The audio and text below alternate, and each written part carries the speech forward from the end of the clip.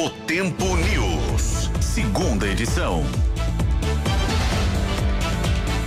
Muito obrigado a você que nos acompanha desde as 7 horas da noite. Estaremos por aqui até as 9 horas tratando dos principais assuntos da capital, da região metropolitana de Belo Horizonte. Aliás, por falar em região metropolitana, esse é o assunto de agora no nosso segundo bloco aqui no Tempo News, segunda edição. Que eu estou recebendo aqui no nosso programa a vereadora Juliana Ellen Salles, da Cidadania. Vereadora, muito obrigado por estar aqui conosco para a gente tratar de alguns assuntos aqui da cidade na região metropolitana, a cidade de Nova Lima.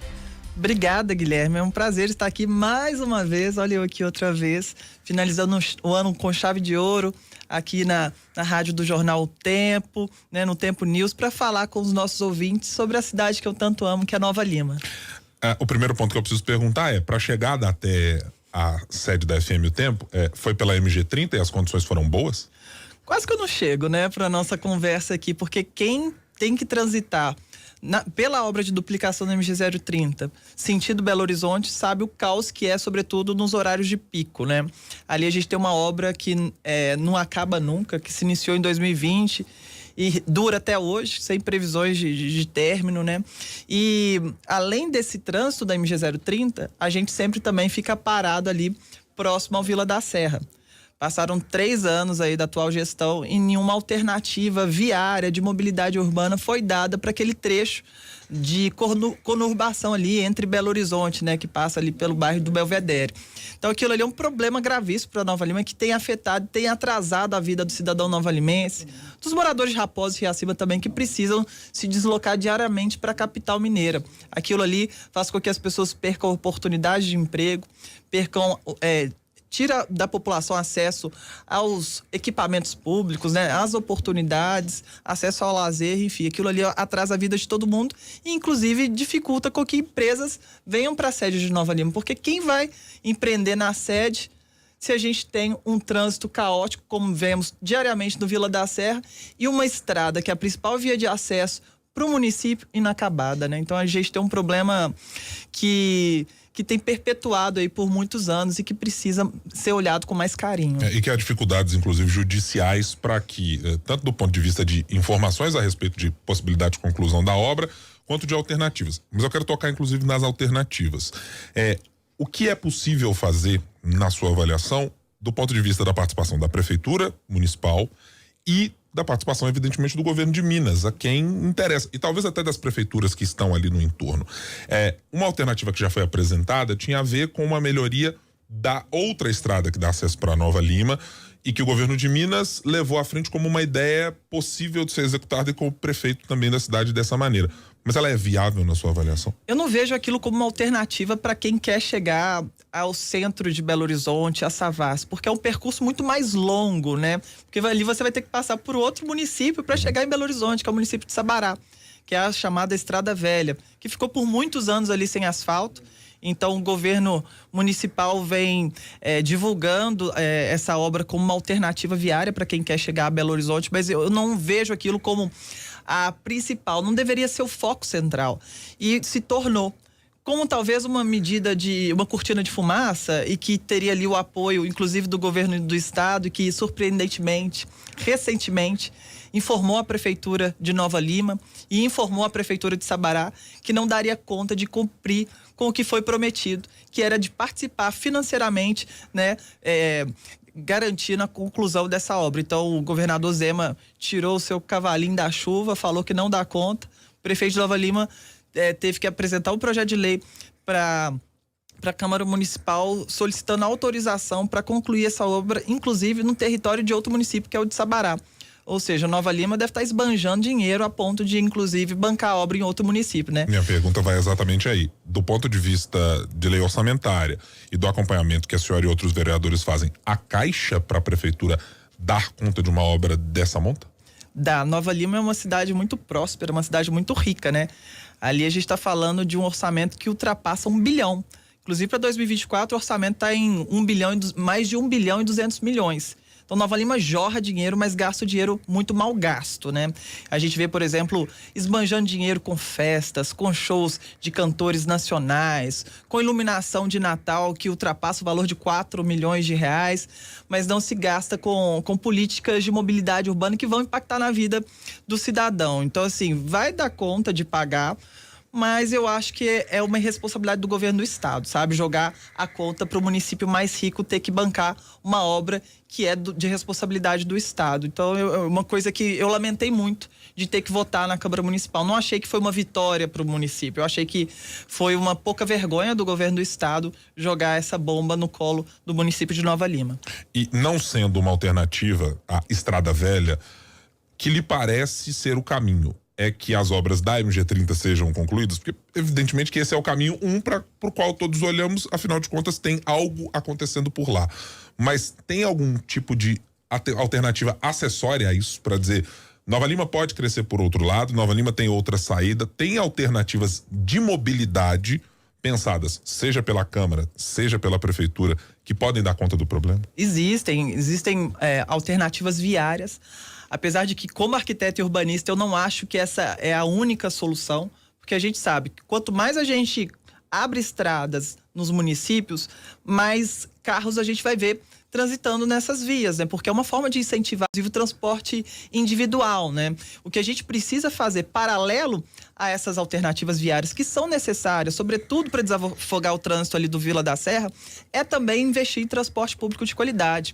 E se hoje você perguntar para o cidadão novalimense qual que é o maior problema do nosso município, eu tenho absoluta certeza que para 90% da população novalimense, o maior problema está referente ali à mobilidade urbana e à qualidade do transporte público. Hoje o novalimense paga R$2 pelo transporte municipal, mas é um transporte que não é de qualidade. Vira e mexe, a gente vê o ônibus municipal quebrando na estrada, quebrando dentro de Nova Lima, inclusive pegando fogo. A gente vê reclamações da população que utiliza esse transporte, que nos manda foto diariamente mostrando que o ônibus está sujo, está mal cuidado, está com o banco estragado. Isso tudo interfere no desejo do cidadão de utilizar o transporte público, né? E para além do transporte municipal, outro que é uma tragédia é o intermunicipal, que a passagem é cara, que as frotas são velhas, antigas, estragam constantemente e que a população tem que se submeter a esse tipo de serviço por falta de um apoio de deputados estaduais para nos auxiliar aí nessa cobrança do governo com o governo do estado e também do prefeito de peitar essa discussão também, né? Porque isso passa por uma discussão que envolve não só a Câmara de Vereadores, mas os prefeitos de Belo Horizonte, de Nova Lima e o governo do estado, né? Que é quem é responsável pelo consórcio metropolitano. Então, assim, é chamar para a mesa essa turma toda e discutir a qualidade do transporte intermunicipal que hoje atende o município de Nova Lima, porque as condições são péssimas. E é por um serviço que é muito caro, custa muito dinheiro no bolso do cidadão novalimense. E o que é entregado não está de acordo, sabe? Mas se é uma reclamação, vereadora, que recorrentemente nós ouvimos, e não é apenas da senhora, é de outros vereadores de região metropolitana, do cidadão da região metropolitana, eu sempre me pego perguntando aqui para quem senta nessa cadeira, por que é que não se articulam prefeitos para isso acontecer? Eu entendo do ponto de vista eleitoral, porque no caso dos deputados estaduais, muitas vezes as bases são fora da capital e da região metropolitana, para muitos dos parlamentares, e às vezes a atenção fica difusa entre o interior e a capital. Mas eu me pergunto, a agência metropolitana não faz algo que atenda ao município? A Secretaria de Infraestrutura, por exemplo, do governo também não atua a contento do que a cidade necessitaria? Mas me parece ser um problema crônico dos municípios de não conversarem com o governo na medida da necessidade e do tamanho do problema, não? A agência metropolitana é até muito solista, ela sempre participa das discussões, mas para além das discussões a gente precisa de ações, né? Não adianta a gente reunir numa mesa para falar o que todo mundo já sabe, que o transporte é ruim, que a mobilidade urbana em Nova Lima não funciona. A gente precisa de ações efetivas e para isso a gente precisa de recurso. Então é colocar o chapéuzinho na mesa e falar aqui, ó, o governo do estado contribui aqui, ou prefeitura de Belo Horizonte, ou prefeitura de Nova Lima, vão construir alternativas viárias, porque alternativas ali passam pelos dois municípios e também do ponto de vista da fiscalização. Esse consórcio, essas empresas que hoje obtêm o consórcio metropolitano, elas estão cumprindo com o que está escrito no contrato? Se não, é tirar dinheiro desse povo, dos empresários de ônibus, como foi feito em Belo Horizonte. Eles só vão sentir, só vão melhorar a qualidade do transporte público metropolitano se eles sentirem no bolso. Se tiver alguém para de fato cobrar, se tiver alguém para falar, olha, se você não entregar um transporte de qualidade para nossa gente, nosso contrato aqui não vai valer mais. Porque é preciso que a empresa siga o que está no contrato. E eu tenho certeza que não é esse transporte sucateado, transporte velho, caro e que não atende a população, né? Nós estamos falando de algum tempo sobre o uso de inteligência artificial, até uma reportagem que nós traremos ainda na nossa edição, do uso da inteligência artificial para participar da atividade, inclusive, de prestação de serviço para as pessoas. Mas a gente ainda tem um problema anterior a esse, que é de acesso à informação e de digitalização e de transparência dos poderes públicos. E isso varia desde as câmaras municipais, passando pelo Poder Executivo, chegando ao Judiciário. Recentemente em Nova Lima, a gente conversava aqui antes da nossa entrevista começar, a senhora falava sobre um projeto de lei que tinha uma perspectiva, projeto de lei da senhora, que tinha uma perspectiva de apresentar para o cidadão, de alguma maneira, algo mais fácil para que ele saiba a obra custa quanto está sendo empenhado, quem colocou o recurso tal. O que aconteceu exatamente com essa proposta e de 0 a 10, qual é o grau de transparência que se perdeu nesse cenário? Primeiro, Guilherme, para mim política é participação. Política, para mim, a essência dela é as pessoas participando, é as pessoas discutindo e as pessoas decidindo sobre aquilo que vai impactar diretamente na vida dessas pessoas. E para isso acontecer, para as pessoas terem interesse em acompanhar o orçamento, em acompanhar uma obra pública, em acompanhar como o dinheiro da população é gasto, é preciso oferecer transparência aos dados. A população só vai conseguir vistoriar uma obra, saber quanto que ela custou, saber qual que é a empresa responsável por aquela obra, o prazo de entrega, se tiveram aditivos, se essa obra vai ser entregue no prazo, se a prefeitura facilitar e disponibilizar essas informações de maneira acessível. O que a gente vê hoje em Nova Lima é uma dificuldade enorme no portal da transparência de você obter informações que são de direito da sociedade. Então eu apresentei um projeto de lei na Câmara, um projeto inclusive inspirado no meu colega Marcelo Monteiro, que é vereador de Lagoa Santa. Esteve aqui conosco no Café com Política. Exatamente, e na época ele até chegou a falar sobre esse projeto que chama Obra Transparente. E é um projeto muito simples e que não tem custo nenhum para a prefeitura, que é basicamente o seguinte, é você disponibilizar na placa de toda a obra pública um QR Code. E nesse QR Code, o cidadão ele consegue apontar o celular para a placa da obra pública e ali aquele QR Code vai direcionar para todas as informações referentes a essa obra. Inclusive o projeto arquitetônico, o projeto 3D, para a população ter uma ideia do que está sendo construído ali. A pessoa vai ter acesso ao valor que aquela obra custou, porque o que a gente mais vê quando a gente fala sobre obra pública são empresas largando o contrato, desistindo de concluir a obra, outra empresa assume, aí vem um monte de aditivo, aí o prazo já findou e a obra não foi entregue. A gente vê isso acontecer recorrentemente no nosso país, né? Então, visando essa transparência no nosso município, eu apresentei esse projeto na Câmara Municipal. Estranhamente, assim, coisas muito absurdas aconteceram durante todo esse processo. Eu apresentei em meados de setembro. Foi-me pedido, através de representantes do Poder Executivo, que esse projeto tramitasse com calma dentro da Câmara, porque a Prefeitura tinha interesse em apresentar uma emenda para contribuir para a discussão desse projeto de obra transparente. Pois bem, não pedi para que dessem celeridade na discussão desse projeto, para que ele tramitasse pelas comissões, como de costume. Esperei todo esse tempo e nada da Prefeitura apresentar a emenda que eles falaram que apresentariam. Chegou o projeto para votação. Os vereadores da base, e aí eu digo que lá são 9, apesar de alguns ali dizerem que não são, mas sempre estão votando como o prefeito manda, eles votaram favoráveis ao meu projeto de dar transparência às obras de Nova Lima, de mostrar para o cidadão quanto custa cada obra na nossa cidade. Todos na primeira votação votaram comigo, tivemos votos para aprovar esse projeto em primeiro turno. Unanimidade? Unanimidade, mas aí veio o segundo turno na plenária da terça-feira seguinte. E aí, pasme, Guilherme, Esses vereadores, esses 8 vereadores que votaram na semana passada favoráveis ao projeto de dar transparência ao dinheiro público, votaram todos contra a mando da prefeitura. Receberam um puxão de orelha, certamente por terem votado favoráveis, e aí eles votaram contra. O projeto foi arquivado. E aí fica na minha cabeça aquele questionamento: por que tudo que envolve transparência não é aceito pela atual gestão da Prefeitura de Nova Lima? Por que eles não me concedem as informações referentes à obra de duplicação da MG 030, que era para ter sido concluída há um ano atrás, que iniciou em 2020? A gente está falando de uma obra de um trecho de 4,2 quilômetros. Eu, que sou sedentária, consigo percorrer essa distância a pé. Então, assim, a gente está falando de um trecho muito curto e que hoje me parece que já foram gastos 125 milhões de reais num trecho pequenininho, numa obra que inicialmente foi orçada em 21 milhões. Então, assim, a gente não consegue ter acesso a como está sendo gasto esse dinheiro, se de fato está caindo lá na obra. Por que tanta demora? Por que a obra ficou por tanto tempo parada?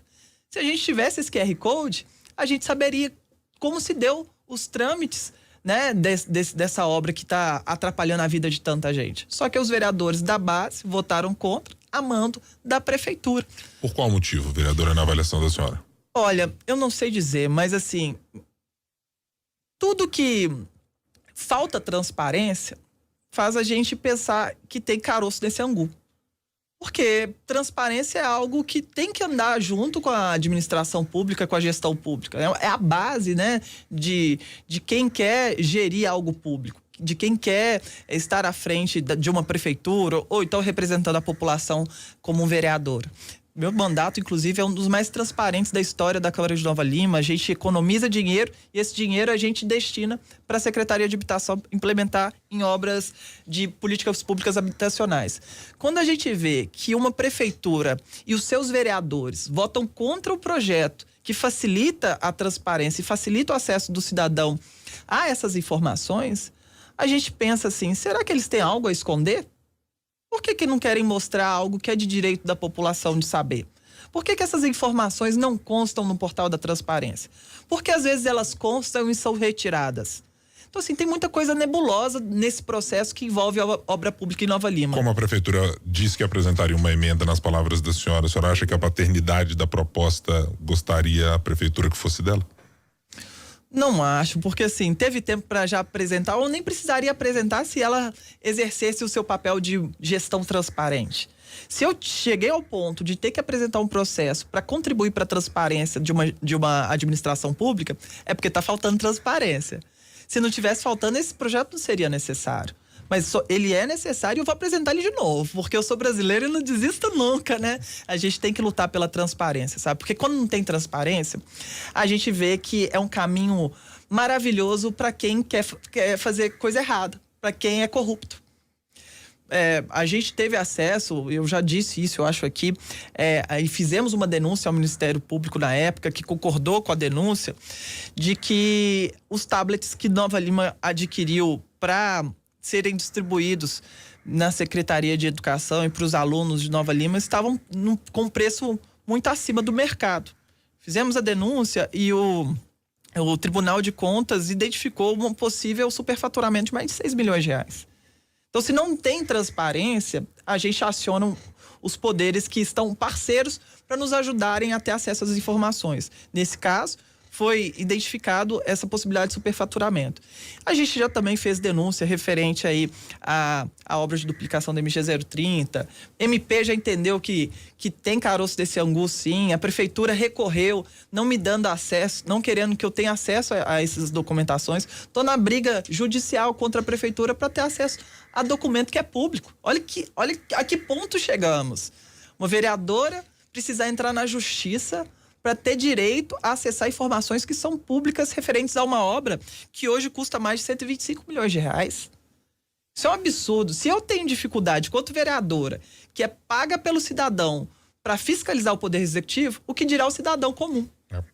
Deixa eu mudar o rumo da nossa prosa, porque estamos caminhando aqui para o fim da nossa entrevista, mas quero lhe perguntar, evidentemente, no fechamento do ano de 2023, mas com 2024, um ano eleitoral batendo a nossa porta, Juliana Salles pode ser candidata a prefeita de Nova Lima em 2024? Rapaz, Guilherme, que pergunta, hein? Pra fechar com chave de ouro, hein? É pra encerrar 2023 em bom tom. Eu aprendi a não fechar portas, sabe? Eu aprendi e identifico que o trabalho que a gente realiza em Nova Lima é valorizado pela sociedade. As pessoas me apoiam na rua, falam assim, olha, eu tô com você, eu tô vendo que sua luta solitária lá na Câmara, tô vendo o trabalho independente que você faz e o respeito que você tem pelo dinheiro público. E quando chegam esses tipos de sondagem para uma candidatura minha, uma possível candidatura minha a prefeito, eu me sinto muito orgulhosa, assim, eu me sinto muito valorizada pelo trabalho que a gente tem feito. E, de fato, eu recebi convites do campo progressista para ser candidata a prefeita em Nova Lima em 2024, porque hoje, se você for avaliar o cenário, o campo progressista, ele não tem uma pré-candidatura à prefeitura de Nova Lima, né? Temos do campo da direita ali, da ala conservadora, a pré-candidatura do Vitor Penido, que vem pelo ex-prefeito, que vem pelo PL com apoio de Bolsonaro. Vem o prefeito atual com a sua reeleição, mas ele em 2020 ficou isso em cima do muro e não apoiou nem Lula nem Bolsonaro. E o campo progressista, o campo da esquerda, da centro-esquerda, não tem hoje uma candidatura oficializada como pré-candidatura, né? Lá em Nova Lima. Então esse campo tem buscado, sim, uma candidatura e tem sondado o meu nome aí, inclusive em pesquisas, para saber a viabilidade. Mas isso é uma coisa que eu vou decidir só lá na frente. Eu acho que o papel que eu exerço hoje na Câmara Municipal é muito importante, sobretudo porque é a única vereadora que faz esse papel de fiscalizar as contas públicas e de fiscalizar de forma independente o que a prefeitura anda fazendo com o dinheiro do povo e o que ela não anda entregando, né? Porque hoje, se você for andar em alguns bairros de Nova Lima, como Nossa Senhora de Fátima, como Retiro, Cabeceiras, você vai ver carências, sobretudo em infraestruturas básicas de saneamento, né? Bicalho, por exemplo, sofre com isso. Problemas de habitação, problemas de infraestrutura básica, assim, que não condiz com uma cidade bilionária, né? Então, muita coisa ainda tem que melhorar em Nova Lima. E eu acho que quanto mais candidaturas tivermos para prefeitura é bom, mas eu também reconheço que o trabalho que eu venho executando, ele é muito necessário hoje em dia, sabe? O Cidadania não é, portanto, pelas suas palavras, um partido do campo progressista atualmente para Nova Lima, né? Não é. Assim, ele não segue o que está sendo o que está sendo feito em âmbito federal, né? Hoje o Cidadania é base do governo Lula. Mas ali a gente vê o vice-prefeito, que é de Cidadania, apoiou declaradamente o Bolsonaro, né? Mas hoje o Estatuto do Cidadania permite essa independência, esse não fechamento de questão, inclusive ficar em cima do muro, como foi o caso do prefeito, e sem punição, sem algum tipo de punição. Então, eu declaradamente no segundo turno apoiei o Lula, votei, inclusive para lutar para que o Minha Casa Minha Vida voltasse a funcionar, porque durante o governo Bolsonaro foi destruídas as políticas públicas habitacionais do nosso país, e como arquiteto e urbanista isso é caro para mim, isso é importante para mim, e garantir moradia digna para as pessoas é algo fundamental, é algo básico, né, que todo gestor deve lutar. E com o governo Lula, Nova Lima vai receber nova moradia. Então, assim, o Minha Casa Minha Vida voltou a existir em Nova Lima, voltou a funcionar no nosso país, e isso graças ao governo Lula. Então, assim, se eu votei lá atrás, no 13, para presidente, eu estou muito orgulhosa do que eu estou vendo chegando em Nova Lima, sabe? Juliana Salles, possivelmente não nos veremos até a virada do ano, então bom Natal, bom fim de ano, e nos falamos talvez no ano que vem, não sei quando, mas possivelmente nos falaremos no ano que vem. Com certeza, a gente sempre tá por aqui, né? E obrigada mais uma vez, Guilherme, por essa prosa tão prazerosa como sempre, conversar aqui com vocês, com os ouvintes da rádio, né, do O Tempo News, é muito bom, é muito importante. E me sigam lá nas redes sociais, meu Instagram é Juliana Salles MG, e um ótimo fim de ano para todos, que 2024 seja próspero, de muita luz, muita paz, amor e fé, né? É o que esperamos, certamente. E evidentemente aqui, pela postura que temos aqui na FM O Tempo e nos produtos da Sempre Editora, o prefeito João Marcelo está evidentemente convidado a vir aqui também aos microfones da FM O Tempo, participar e apresentar as suas contra-argumentações, os seus pontos de vista também. Já faço aqui o convite aqui no Café com Política ou em outras instâncias nas quais ele puder nos visitar também. Agora 7h55. Na FM O Tempo.